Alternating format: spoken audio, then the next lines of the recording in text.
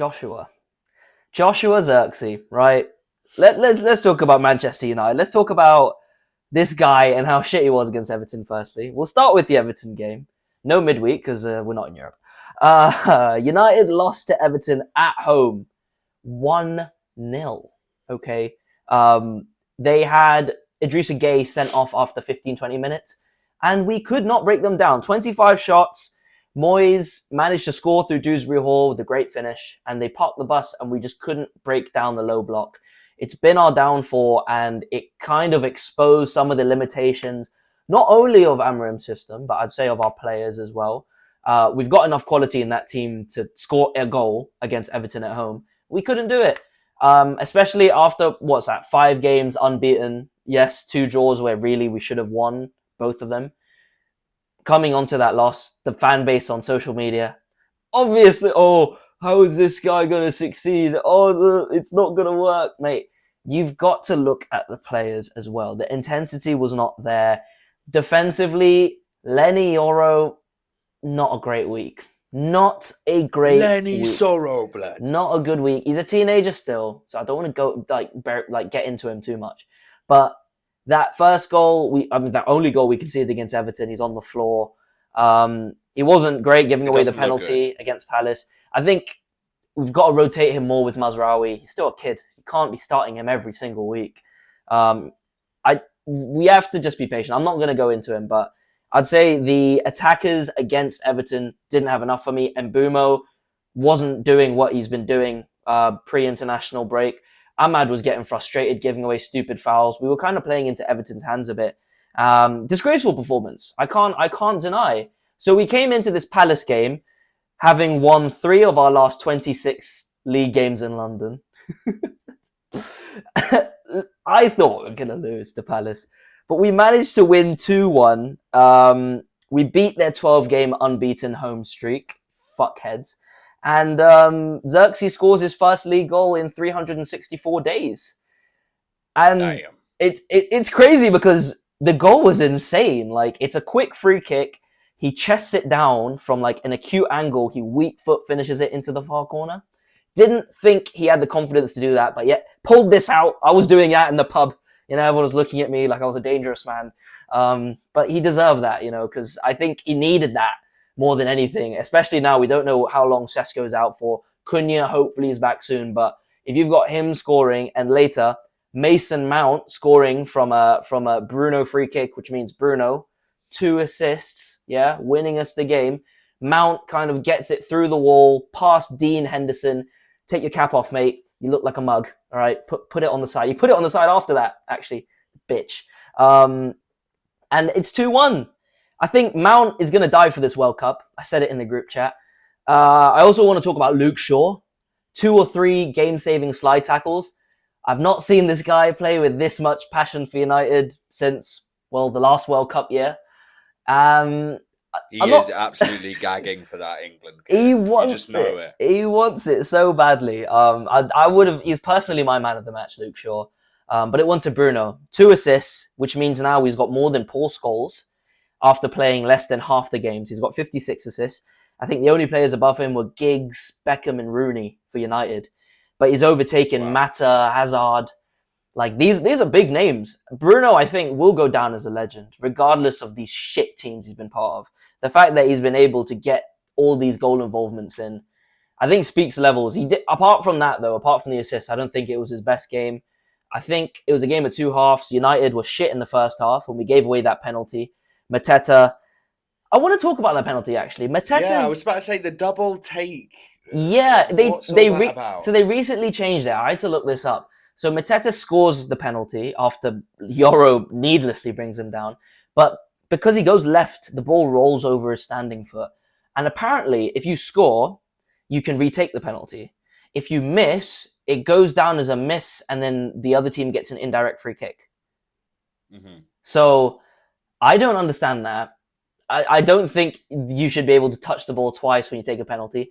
I thought back in the day, back when I was a youth, when you did that, it was a foul, regardless of if it went in or not. I swear at the last World Cup, it got disallowed.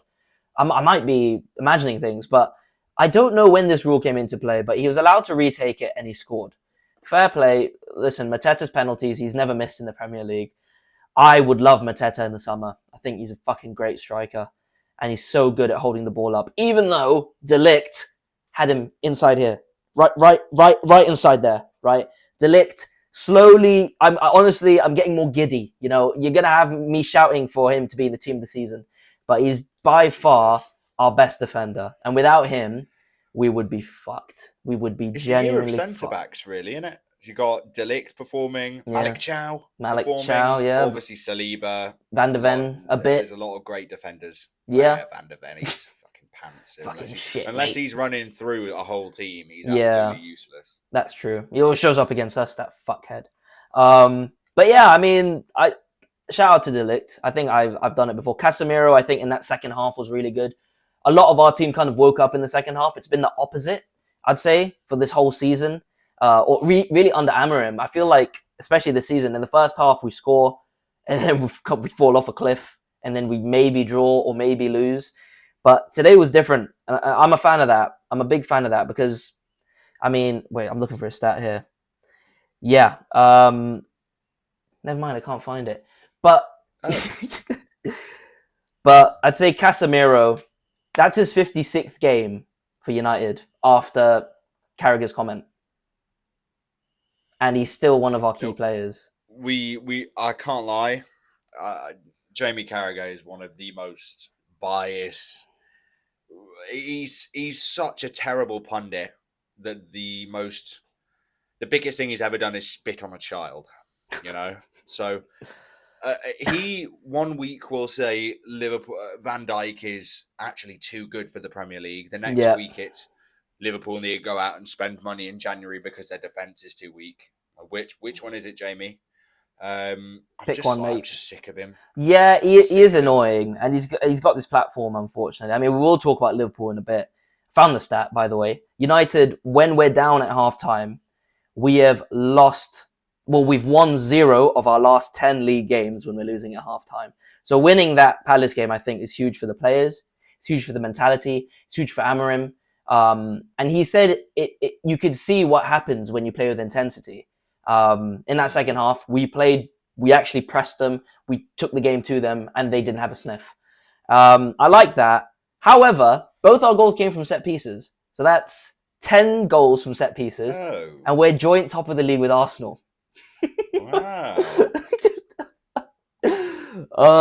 But you know what? Ruben Arteta? The difference is, I'm not going to hide it. I think that is our primary way of scoring goals.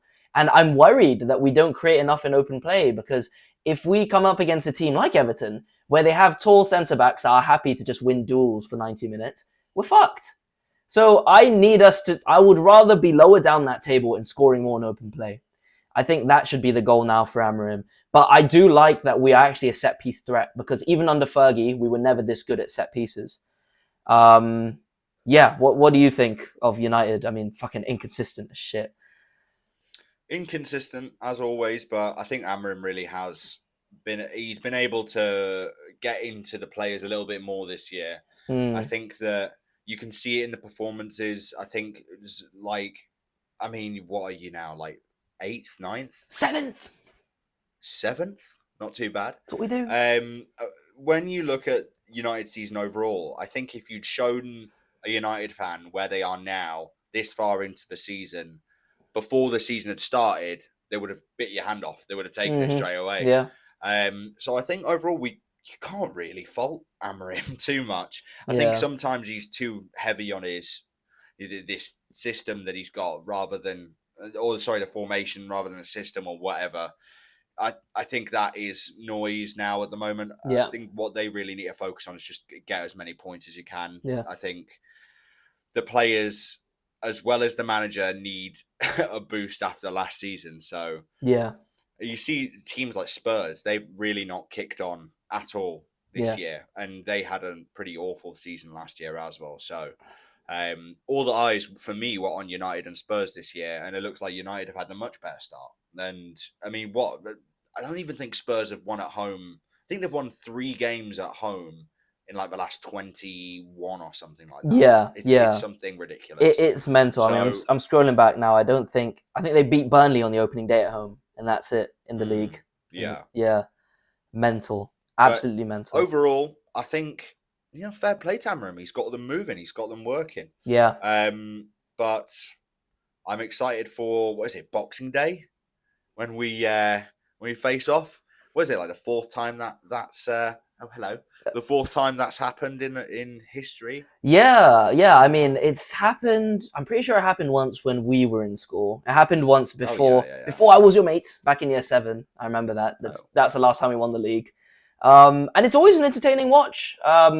We always yeah, play Newcastle in the festive period anyway, so I'm interested to see that's how true. we do. We're 3 points off third right now, who are Chelsea, and but we're also 4 points off Fulham, who are 15th. It's tight there. It's That very that tight this year. that Yeah. honestly below Arsenal, it's very very tight, and it feels like one Mm, loss or one win can bring you 5 or 6 places up or down. But we've just, like you said, yeah. we've got to keep the momentum going. We've got West Ham at home midweek now, and after that we've got Wolves away. Fuck, we're gonna give them their first win. Yeah. No, you'll give them a point, I reckon. You don't travel well. Yeah, I don't It's mind. back to United not being able to travel well. Yeah, I don't mind a point. I mean, look, we got that Palace win, which means we're probably not going to win away for a while. But I'm gonna say definitely, Amram in, Amram out, all this shit. I think we just got to let him cook, because even I overreacted after the Everton game. Put the scrutiny on the players. I mean, Mount and Zirkzee pulled through today. We need our second string players to pull through like that. That's what a good squad does, Arsenal fans. That you have to trust the players that are behind the starters. And you know what? Fair play today. Zirkzee, Money Mace, we got the win. Oh. We got the win.